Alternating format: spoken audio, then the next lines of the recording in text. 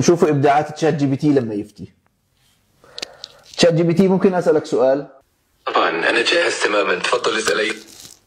اذا اجتمع عيد الفطر مع عيد الاضحى بنفس اليوم، اصلي صلاه عيد الفطر اول ولا صلاه عيد الاضحى؟ في حالة اجتماع العيدين في يوم واحد فالأمر يختلف حسب آراء العلماء، ولكن في الغالب يفضل البدء بصلاة عيد الفطر أولا ثم بعد ذلك صلاة عيد الأضحى، وذلك تماشيا مع الترتيب المعتاد في أغلب المذاهب. طب احكي لي مين المذاهب والعلماء اللي حكوا نعمل هيك؟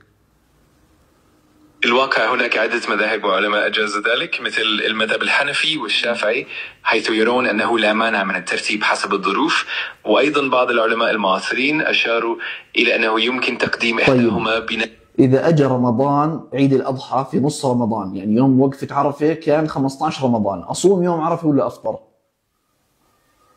في هذه الحالة بما أن يوم عرفة سيكون في نصف رمضان فالراجح أن تفطر، لأن الحجاج لا يصومون يوم عرفة. جميل. وبذلك يكون جميل جدا.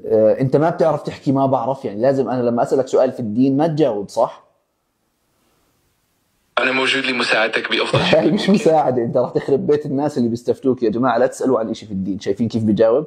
احكي لك فقهاء وعلماء وآراء وكله تأليف من عنده. يلا سلام.